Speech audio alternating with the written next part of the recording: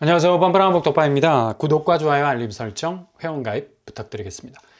이 편한 세상 브랜드로 대표되는 DL-ENC가 직원 40%를 줄인다는 흉흉한 소식의 주인공이 되었었죠. 일단 이게 와전이 된 게 주택 건설 분야 직원을 다른 분야로 전환 배치하는 조치로 알려지게 됐는데, 대부분의 사실이 팩트와는 다르다고 입장을 밝혔지만 건설사 수주가 극도로 감소하는 추세여서 인력 감축에 공감되는 조성이 되고 있다는 여운도 남겼습니다. 이렇게 기존 주택 건설 분야의 직원이 전환 배치된 것도 직원 입장에서는 상당히 혼란스러운 면이 많겠죠. 기존 주력 업무에서 배제가 돼서 다른 업무를 봐야 한다는 건데, 이것도 지금 이 편한 세상 쪽 건설 부분이 상당 부분 수익성 구조 자체가 와해되고 있다는 것으로도 볼 수 있고, 아무튼 재무 건전성 면에선 DL-ENC가 가장 탄탄하다는 이 평가를 받고 있음에도 불구하고 이렇게 인력 감축 부분이 대규모로 진행될 수도 있다는 그런 분위기도 쎄하게 흐르고 있다는 걸 볼 수가 있습니다. 벌써 임원직급은 이미 구조조정이 진행이 된 걸로 알려져 있고, 상당 부분 비정기 임원 인사는 바로바로 교체를 해야지 비용 절감이 있으니까 속도를 올려서 진행이 된 걸로 보이고요. 일단 현장 건설에서는 공사비 급등이 건설사에게만 마냥 좋을 수도 없는 게, 현장 공사 비용 자체가 계획 안에서 오버가 되는 경우가 많아서 자금 조달 부분이 상당 부분 빡빡하게 돌아갈 것으로 보입니다. 최근에는 대우건설이 본사 직원 대상으로 이번 달 6월 1일부터 1년 동안 최장 2개월 정도의 유급 휴직제를 시행하기로 최종적으로 결정을 했는데, 휴직 이름은 리프레시 휴직, 급여는 기본급의 50% 정도가 나오는 것으로 알려져 있죠. 이렇게 리프레시 휴직은 탄력적인 직원 수급을 조절을 하는데, 이게 복지 차원이라기보다는 대우건설도 지방 미분양 역풍을 맞고 있어서 현장 영업이 상당히 어려운 상황에 놓여 있다는 얘기죠.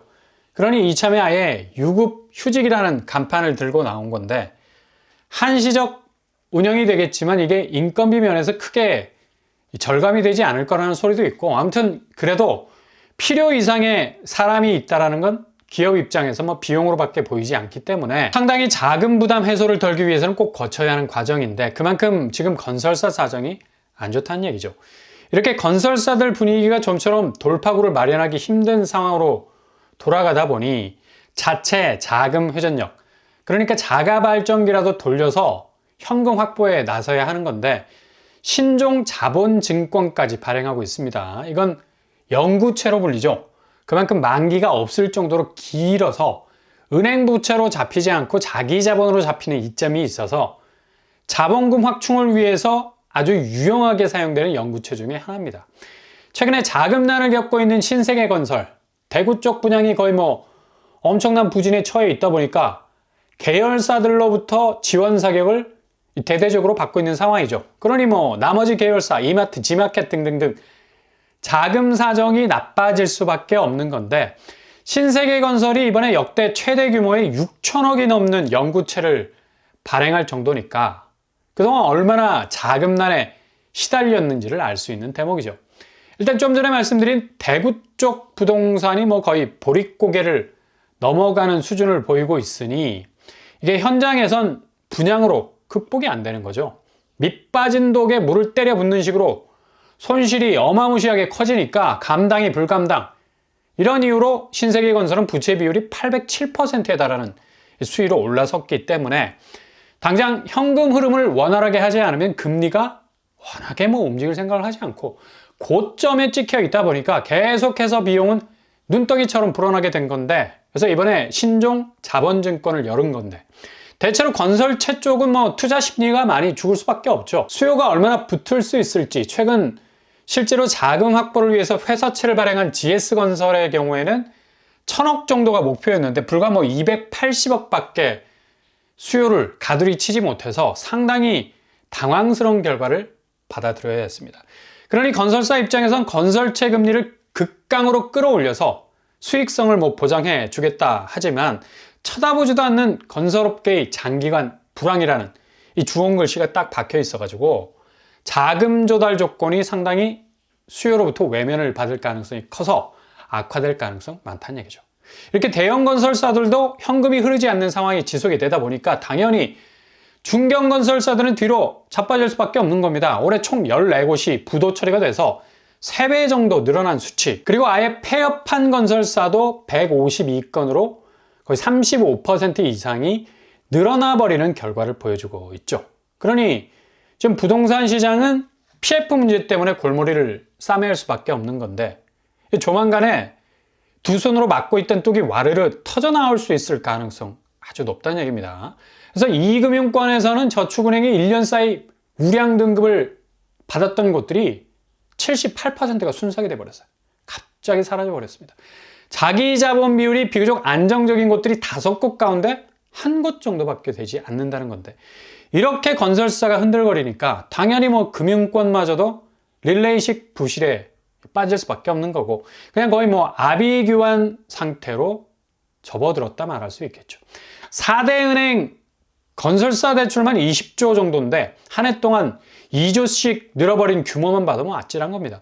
이거 다 부실 처리가 되어버리면 그렇게 건설사 내준 대출금들은 그냥 시한폭탄이 되어버리는 거고 지금 부동산 상황 이렇게 돌아가고 있습니다. 근데 이면의 모습이 이렇게 흑비가 내리고 있는 상황인데 아파트 시장은 그냥 쌍무지개가 뜨고 있어.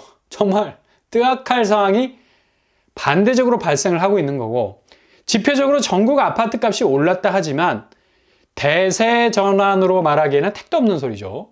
한쪽에서는 공급에 바퀴가 그냥 빵꾸가 나가지고 바람이 씩 하고 새고 있는데 또 자금 위기를 동반한 엄청난 파괴력을 가지고 있어서 금융권 쪽으로 벤 나무가 빠직하고 넘어가면 그건 도끼질을 하고 있는 사람 쪽으로 넘어가는 이 참사가 발생할 수 있는 겁니다.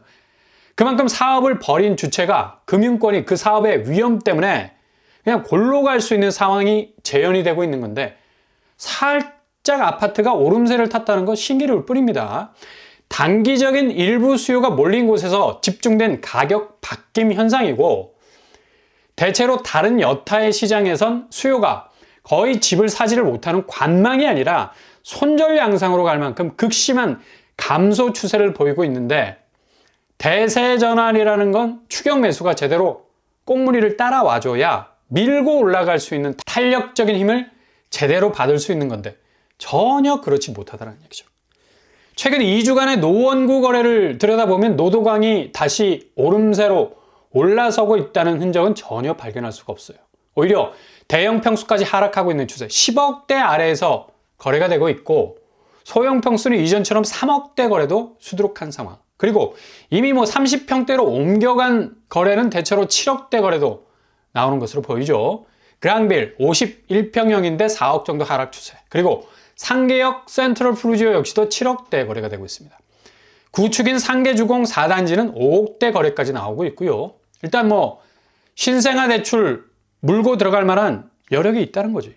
그러니 거래량이 여기서 팍팍 느는 건데 노도강 거래는 주로 6억 이하의 거래 쪽으로 수요가 많이 붙어 있고 신생아 대출 물고 본인 자금 여력이 있는 사람들은 국평까지 넘보고 있는 건데 더 이상 가격이 떨어질 기미가 보이지 않는다라는 판단은 없다. 대체로 조금은 급한 사람들 이때 사두자라는 생각으로 진입을 시도하는 건데 이것도 일시적인 대출 소방호수가 물을 뿜어대는 시기까지인 겁니다. 그 이상은 여력이 도저히 없기 때문이고 아무튼 노도강은 조금 타임을 더 늘려서 잡으면 더 떨어질 공산이 큰 곳이기 때문에 적기를 잘 계산을 하셔야 된다는 얘기죠. 그리고 강남권 중에서 송파구 거래는 여전히 재건축 부담을 안고 있는 구축 위주로 하락을 하는 추세. 올림픽 패밀리가 5억 이상 떨어진 거래가 나와 있고요. 문정 레미안 역시도 22% 정도 하락. 가락 쌍용 역시도 4억 가까운 거래가 나왔습니다. 헬리오시티가 33평에서 꾸준하게 아래로 내려가는 거래가 이어지고 있죠. 역시 헬리오시티의 강세는 어느 정도 많이 잦아들었다라고 볼 수가 있겠습니다. 거의 18억에서 19억까지 나오는 매물들도 등장하고 있는 것으로 봐서 다시 수면 아래로 잠길 가능성 높다는 얘기죠.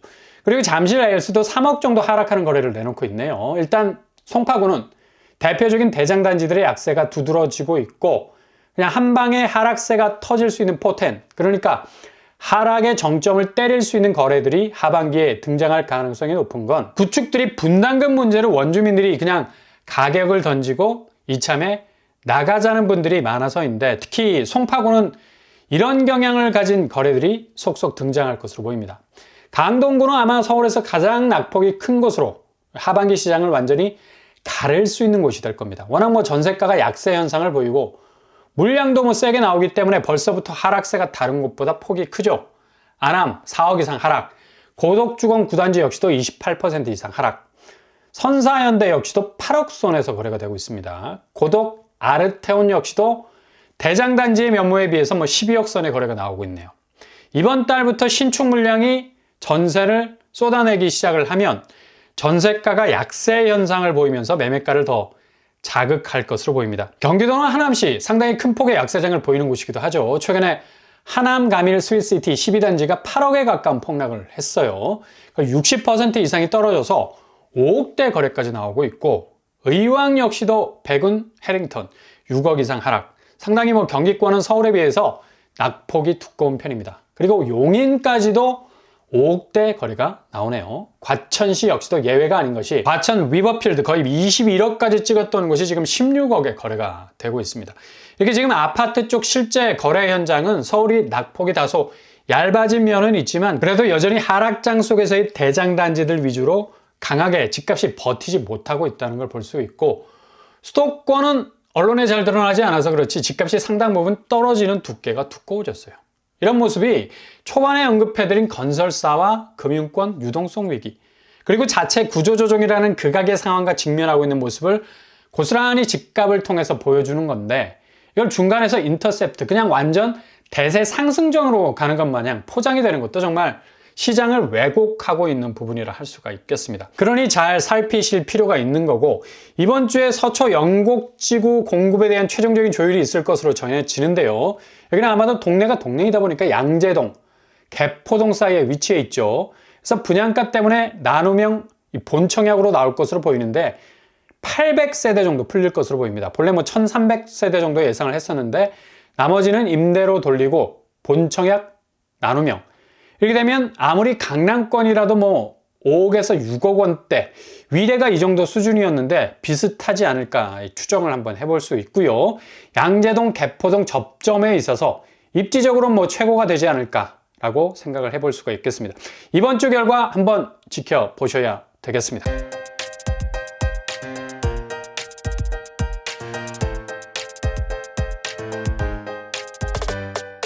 오늘의 부동산 캐릭터죠. 대형 건설사들의 위기가 점점 고조가 되고 있고 구조조정이 확실하게 들어가는 단계라 지금 건설 업황은 먹구름이 잔뜩하죠.